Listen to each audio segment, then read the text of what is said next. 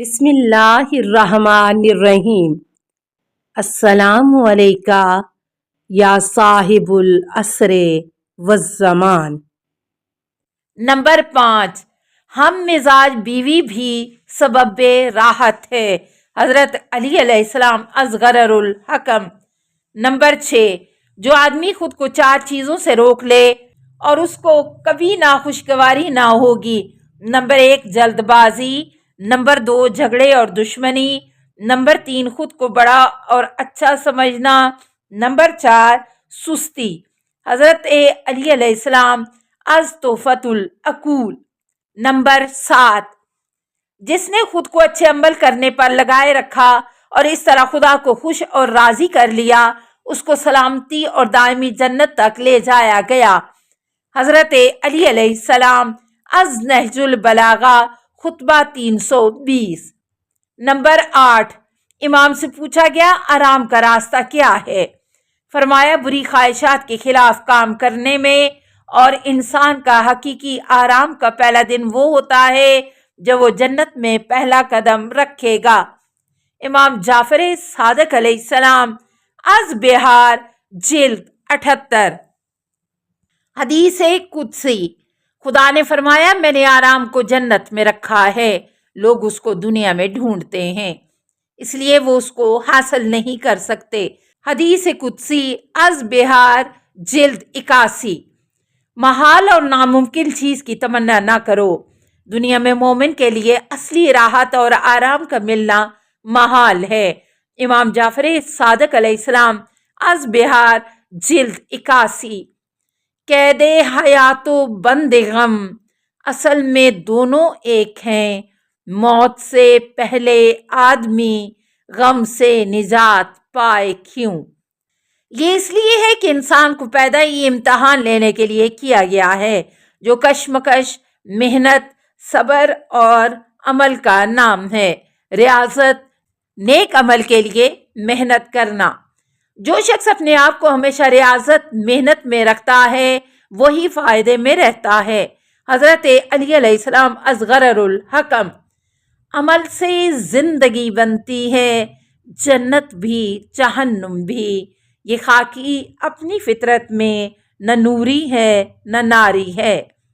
خدا فرماتا ہے کہ انسان کے لیے کچھ نہیں ہے سوائے اس کے جس کے لیے وہ کوشش کرے۔ القرآن۔ اپنے دل کو ایسا بناؤ کہ ایک روٹی کے ملنے پر خوش ہو جائے، یعنی خدا کی چھوٹی سے چھوٹی نعمت کی بھی قدر کرے۔ حضرت علی علیہ السلام از نہج البلاغہ، مکتوب 45۔ اسی کو شکرانہ ذہنیت کہتے ہیں جو ایمان کی حقیقت ہے۔ شریعت کے احکامات پر پوری طرح عمل کرنا بھی نفس کی اصل ریاضت یعنی محنت ہے۔ حضرت علی علیہ السلام اصغر الحکم، یعنی خدا کے مقرر کیے ہوئے فرائض کو ادا کرتے رہنا اور حرام کاموں سے بچے رہنا ریاضت ہے۔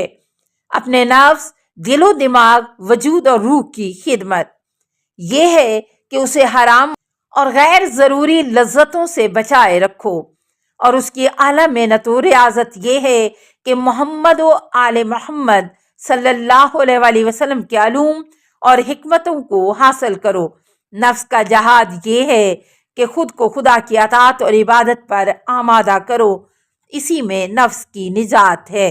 حضرت علی علیہ السلام اصغر الحکم۔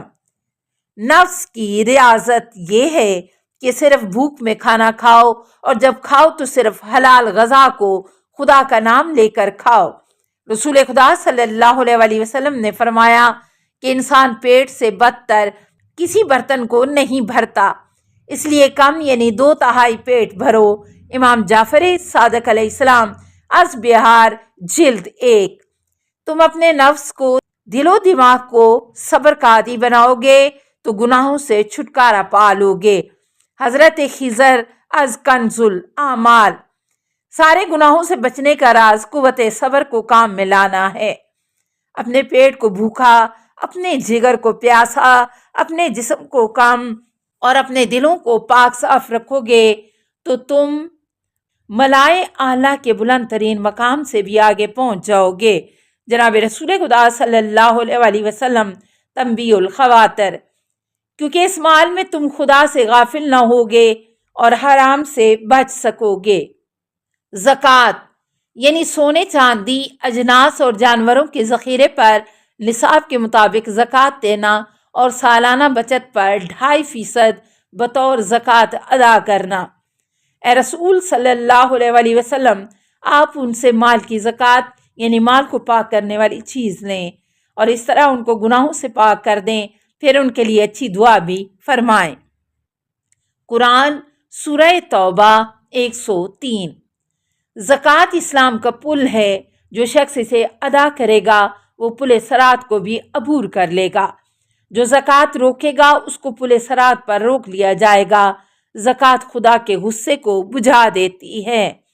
رسول خدا صلی اللہ علیہ وسلم از بہار جلد 77۔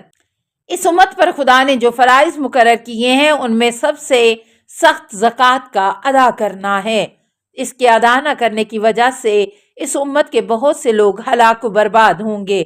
امام جعفر صادق علیہ السلام از بہار جلد 96۔ جو شخص نماز پڑھے اور زکوٰۃ ادا نہ کرے اس کی نماز قبول نہ ہوگی۔ امام علی رضا علیہ السلام از بہار 96۔ نماز خدا کا حق ہے اور زکوٰۃ خدا کے بندوں کا حق ہے۔ جو خدا کے بندوں کا حق ادا نہیں کرتا وہ خدا کا حق بھی ادا نہیں کرتا۔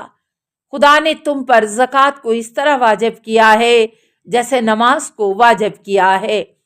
اس لیے مسلمانوں تم زکوٰۃ ادا کرنا تاکہ تمہاری نماز قبول ہو۔ رسول خدا صلی اللہ علیہ وسلم از وسائل الشیعہ جلد 6۔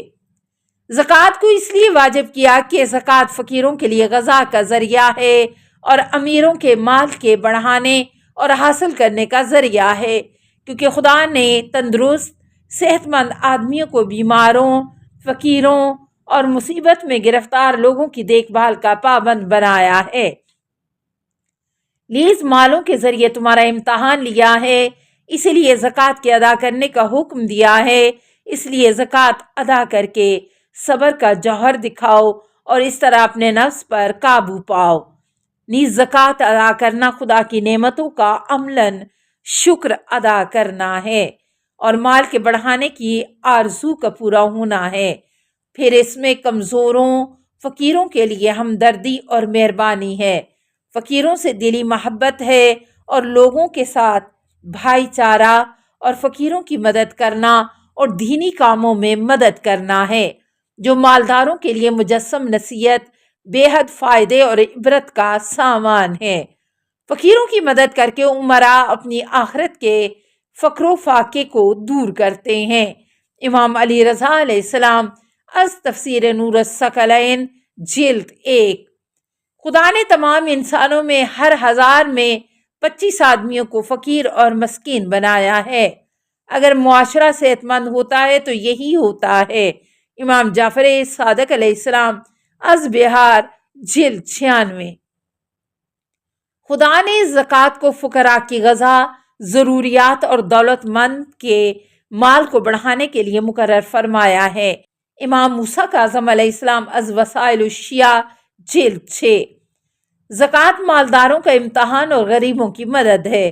اگر سب زکوٰۃ ادا کریں تو کوئی مسلمان محتاج نہ رہے۔ امام جعفر صادق علیہ السلام از وسائل الشیعہ۔ زکوٰۃ کبھی کسی کا مال کم نہیں کرتی بلکہ زکوٰۃ رزق کو بڑھاتی ہے، کیونکہ زکوٰۃ جس خدا نے مقرر فرمائی ہے وہی خدا حقیقی رزق دینے والا ہے۔ امام حسن علیہ السلام از بہار جلد 96۔ السلام علیکہ یا صاحب العصر والزمان، الامان الامان الامان من فتن الزمان۔ السلام علیکہ یا خلیفۃ الرحمن، السلام علیکہ یا امام الانس والجان، السلام علیکہ یا مظہر الایمان، السلام علیکہ یا شریک القرآن، السلام علیکہ یا قاطع البرہان، السلام علیکہ یا امام زماننا ھذا اجل اللہ فرجک و سہل اللہ مخرجک و ظہور کا السلام علیکہ ورحمۃ اللہ۔ اللہم صلی علی محمد و آل محمد۔